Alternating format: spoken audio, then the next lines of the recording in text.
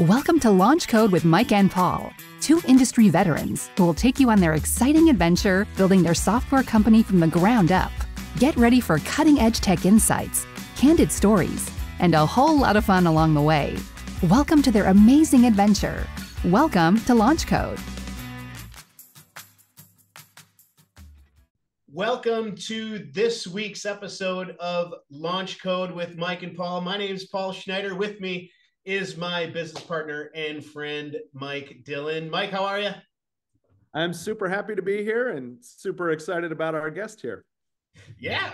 So before we get into all that, thank you for our cool Elastiforce LaunchCode podcast mugs. You're not an actual podcast, apparently, until you've got your own mug. And Aaron, yours is on the way, I promise. We thought it would have showed up already. I'll just stick with my my body armor sports drink here. Yeah, thanks for the not giving me the mug in time. Come on, guys.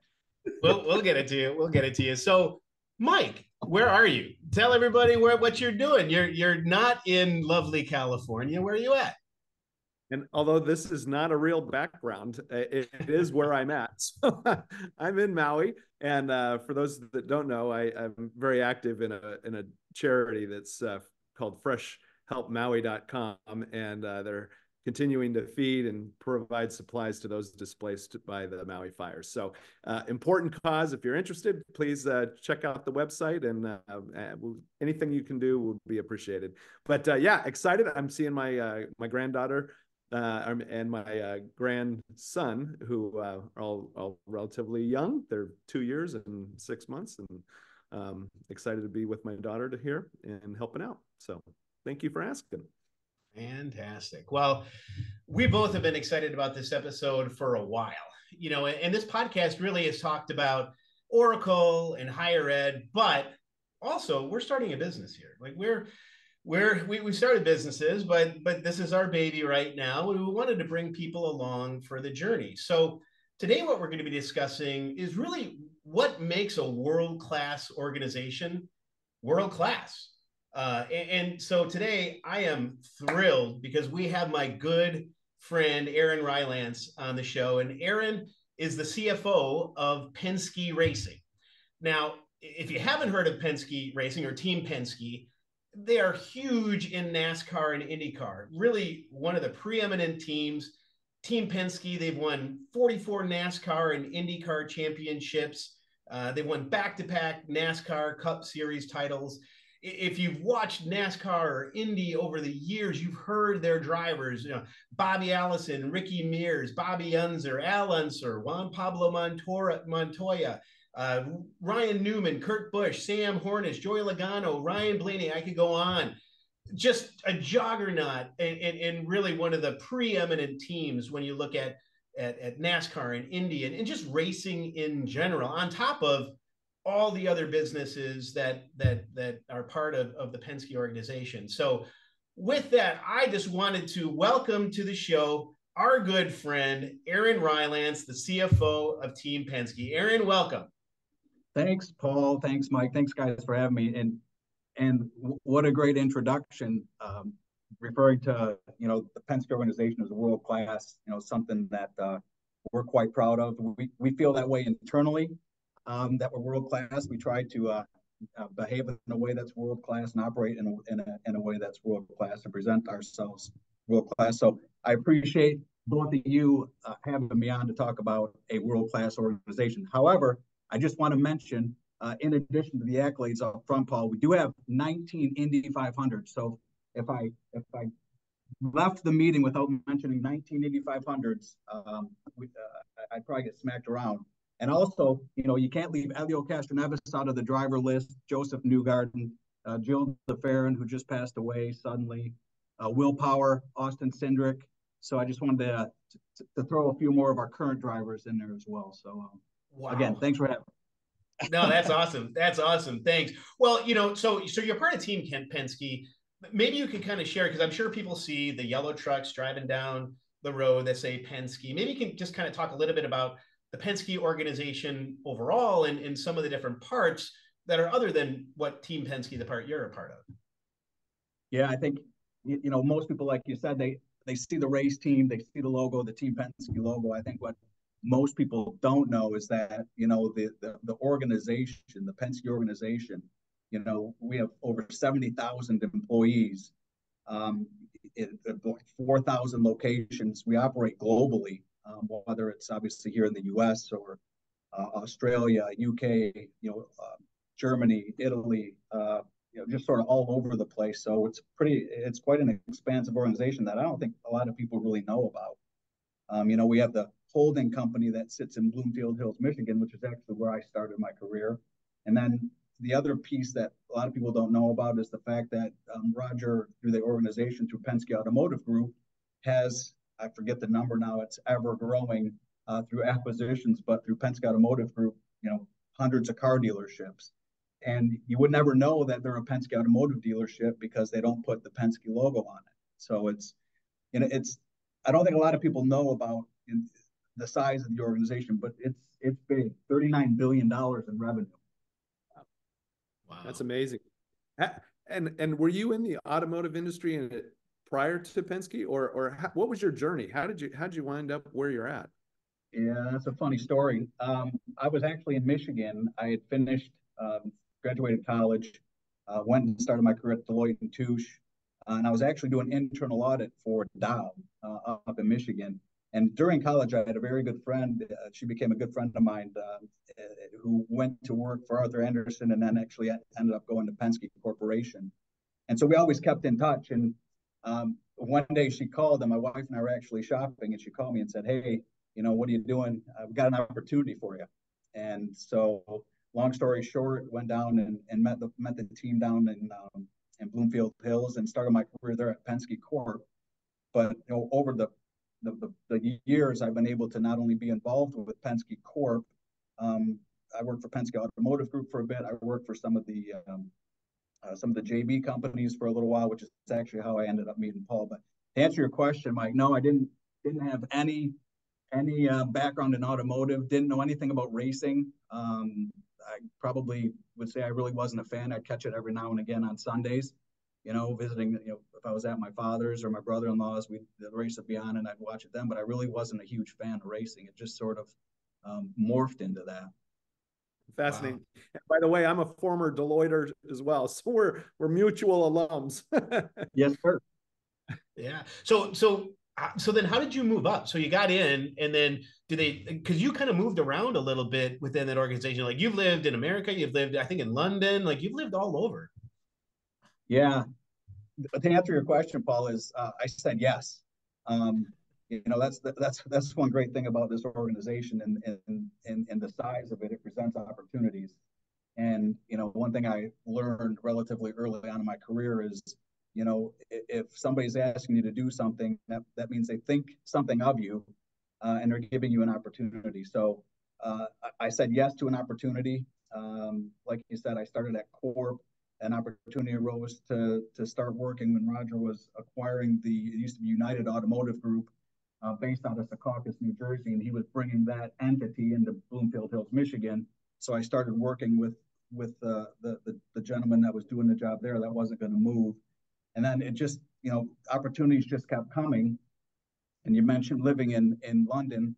That was 2012. My family and I moved to just north of London to work on a joint venture, a private equity joint venture that was held through Penske Corporation, called Trucklight, which is now Clearance Technologies, but it was Trucklight at the time. And we were in London for a few years, came back to Pennsylvania. Trucklight's headquarters at the time. They have now since moved to Michigan as well. And again, it's just been saying yes to things, right? Opportunities will come up. Hey, we acquired this company in Arizona called Rigid Industries, which is where I met you, Paul, and moved out there. And then, the gentleman that was the CFO here retired after 38 years. And, again, it was another one of those, hey, are you interested in going to North Carolina? And so it's just been saying yeah. And I've been fortunate enough to work for an organization that continues to present opportunities. Yeah. And Yeah, I that's feel like I've been stalking you a little bit, actually, Aaron. I lived in London after you did, but in 14 and 15. So I followed you at Deloitte and I followed you to London. Yeah. Yeah. Well, we may have crossed paths. If you were ever at the Crown Pub, I might have ran into you. I probably won't remember. That's awesome. So you mentioned Roger Penske, and that, it's something I kind of wanted to get into, because I would imagine that he really does kind of set the tone for the organization. From the stories I've heard, the stories you've told me is, he runs at a certain level, and he kind of wants everybody to run at that level, or at least you better run at that level. Maybe you can talk just a little bit about Roger, because he really seems like he's the heart of that company. Yeah, there's no doubt about that. One thing that we talk about internally, and I think everybody in the outside world notices as well, is you will not outwork Roger Penske.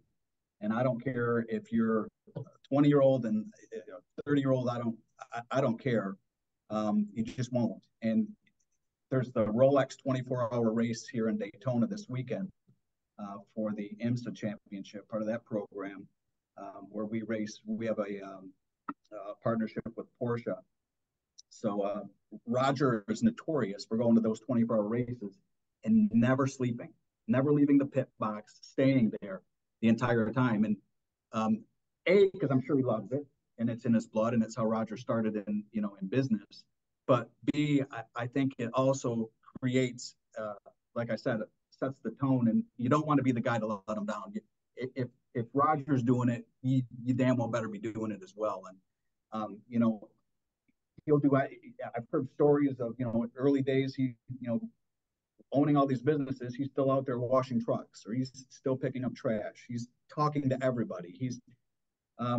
He just creates such a emotive and response from the employees that you don't want to be the person to let them down. You don't want to be the weak link. You don't want to do something to tarnish that reputation that he's built. Yeah, that's I'm not doing that today. And I got to imagine there's something special in the organization around culture. Like, how does he treat his people? Yeah, that's a great question, Mike. And if you hear Roger talk, or some of our leaders, our executive team speak, one thing that they talk about, is human capital. And, we have a board here in our shop that, lists everybody with tenure. And over, nearly half of our employees here have been here 10 years plus. So, he cultivates this atmosphere of teamwork, and he makes sure that everybody feels like you're part of the team. The human capital being the most important element, the common thread, through all of the businesses that that we stand on, right? I mean, we got to have good people, and we always talk about whether it's the race teams or whether it's Penske Corp headquarters in Bloomfield or Penske Automotive Group. It's hard to get into this business in any of the Penske organizations. It's hard to get in, but it's even harder to leave. We cultivate that type of an atmosphere that once you're here, you want to stay. Yeah, like a family. Yeah, exactly right. Like a family. I mean, we talk about family, we talk about team. We do a lot of stuff together through all the different organizations. So it's really created a bond.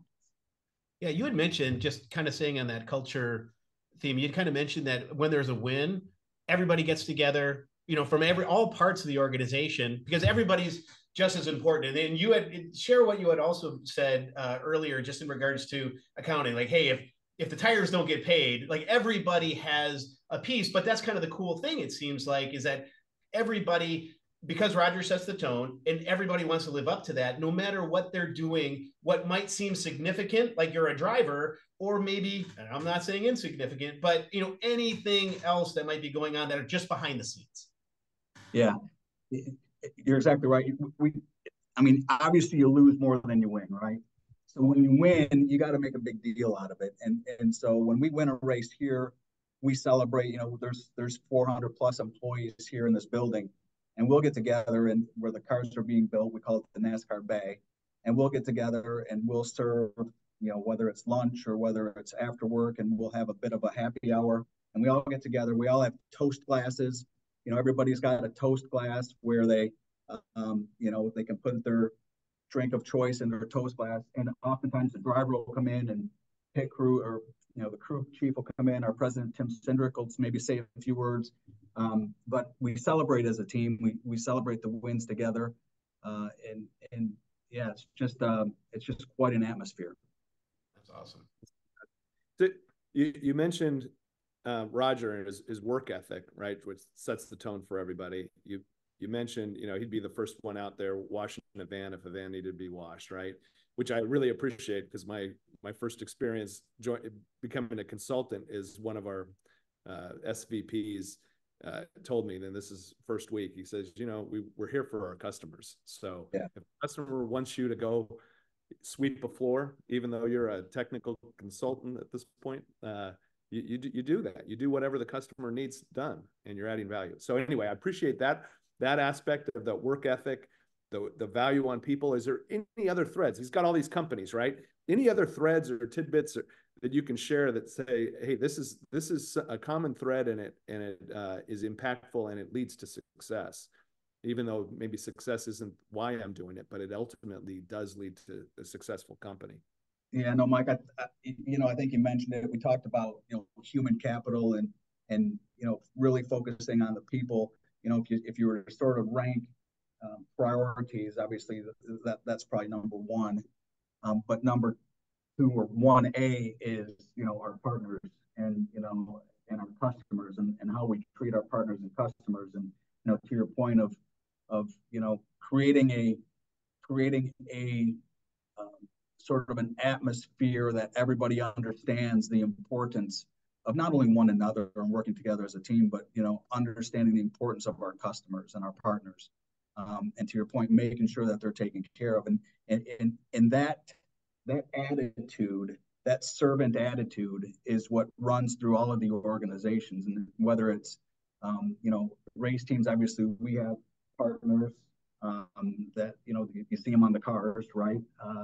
But through our auto dealerships, we have customers. You and I wanting to buy a car, renting trucks or whatever. So it's creating, like I said, the importance of people and teamwork, but also the importance of understanding of how can we add value to the customer, whether it's an internal cross-functional customer or it's an external customer.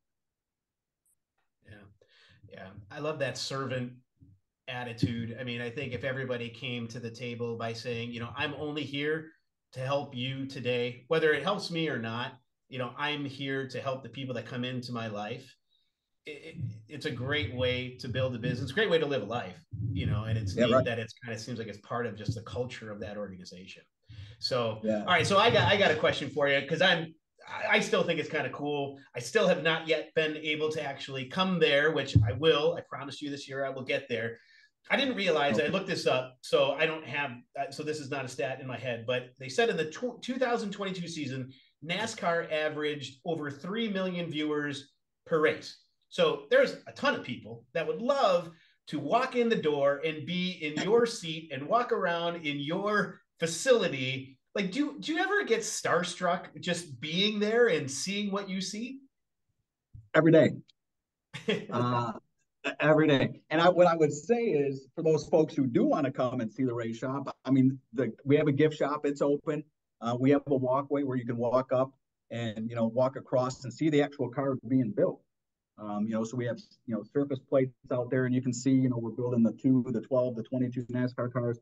The IndyCar side isn't as open to the public. We don't really have the building set up for such a way to see that, but anybody can come and visit our gift shop. It's actually pretty cool. I've been to a few of the other race teams, and it's up there as far as fan experience. But the answer to your question is, every day I get starstruck, and not starstruck from the drivers. I mean, that's cool in the beginning, right? To walk in the building and you're sitting here at your desk, and all of a sudden you hear Joey Logano's laugh behind you, which if you hear Joey laugh, everybody knows Joey Logano's laugh. But to see the drivers and to be in such proximity to the drivers is actually really cool, and you very quickly realize that they're normal people, and they're doing their job. But what what continues to strike me is the effort of the rest of the organization. And it never, I have yet to get tired of the view of, we have this area called carpet land where I sit, right? But to go out and, to see the shop floor and see where the cars are being built, and just the smell of it's just intoxicating. It's just a really cool vibe. So the answer to your question is, I still get starstruck, maybe not so much from the stars, but just the folks here. And I want to circle back a little bit, because you had mentioned something like, teamwork, and, we talk about, the drivers are out there driving the cars, and they're the face of pretty much they're the ones on the television. After a race, they're getting interviewed, they're talking, and they're always thanking the folks back at the shop. I can tell you that, how hard these folks back at the shop are working, and everybody contributing. And you mentioned the story that I told, when we celebrate as a team, the big piece of that is we want everybody to be and feel a part of the success that we're having, the culture. And like you said, the story I told you before of, listen, I mean, I'm in accounting. Is accounting that important? Am I out there, jumping over a wall, changing a tire? Do I feel that pressure? No. But the first time I don't pay an invoice to Goodyear, or I don't pay an invoice to our wheel supplier, or we don't pay something, all of a sudden accounting becomes very important, right? If HR isn't hiring quality people, all of a sudden HR becomes very important. If IT we have IT is one of those functions where, they're in the background and you don't even notice it until you don't have internet, right? And then all of a sudden they become the most important organization, part of the organization. So, it's, I've probably answered a lot of questions sort of in that little bit there, but, I just wanted to get that out there, the importance of, the groups working together and feeling part of the team. Yeah. That makes me think of the team effort it takes to win races, really. Yeah. Technology changes that have happened. I was recently at a F1 event with Oracle and the Red Bull team, and I didn't realize that they're getting immediate feedback, billions of data points. I mean, literally billions, that are then running through AI and analytics, and the driver is getting coached by somebody that's looking at the analytics saying, hey, your rear wheel on the right-hand side is running hot. You're going to have to be careful in turn X, Y, and Z. And it's really a team effort to win. And so I got to imagine it's similar for you. It's got to be that especially over the course of your career there, that Team Penske has probably revolutionized the way that they deal with these races. Yeah, I've only been here 7 years in this part of Penske. And just the level of, where technology has gone and where it is today. I mean, I remember when I first got here, they were using old headsets and stuff on the radios, and it was difficult to communicate with the drivers. Now, I mean, it's real-time talk, and the drivers are driving, they're talking. To your point, Mike, they're there at the track. We have race engineers there at the track monitoring tire pressures and how hot are the brakes, and water temperature and all this stuff. They're doing it from not only from the racetrack anymore, but they're doing it from here in Mooresville, North Carolina. So they can be racing in California and working with race engineers sort of back and forth. And just that level of technology as far as communications. But the interesting thing is just watching to see what's happened. When I first got here, you're building race cars out there on the shop, and they would have a metal template just to make sure, because obviously there's specifications that NASCAR requires the car to be in, and they would put a metal template over the car and make sure, is it touching here? Is it touching there? Where can where do you have to adjust it? Not anymore. Now they put it through what they call a Hawkeye machine with optical laser dots, and computers are taking readings, and they have iGPS systems. And before we were using CNC machines to manufacture, and now we're using additive manufacturing, building, something, from a molecule all the way up to a part. So it's just, whether it's in the shop, the operations, whether it's at the racetrack, whether it's here in accounting, we were using an old antiquated system, and now we're using a Microsoft D365 system that's really changed the game as far as, what type of information can we get to, the people that may need to make the decisions, and, how are we going to pay for all this? Wow. So it's just, technology has just been amazing. And that's just in the 7 years since I've been here. Yeah. Yeah. No more racing with moonshine in your trunk on the shores of this anymore. It makes you wonder where it's going to go. Yeah, if someone fell out of the trunk in your house, that wouldn't be so bad. But fortunately, it doesn't happen. So as we've been, and this podcast is a great example. We've been trying to build our brand, just get our name out there. Have people hear about us, and then when we do come across, if there's a business opportunity, they've at least heard the name Elastiforce. I would imagine Team Penske, the racing, really is kind of a branding element for the Penske organization in general. Maybe you can talk a little bit about how that's kind of helped buoy the buoy. Is that a word? Buoy the name or the organization. Maybe you can talk a little bit about that. Well, obviously you're right, Paul, and everybody. When you hear of Penske, and if you're anywhere around racing, that's the first thing you think of. And like we talked about when we opened up the podcast, there's not a lot of people know about all the other stuff, which may not be as sexy, but equally important, if not the most important part of everything. But the race team is obviously the brand; it's the image. It allows our employees to have something to get behind.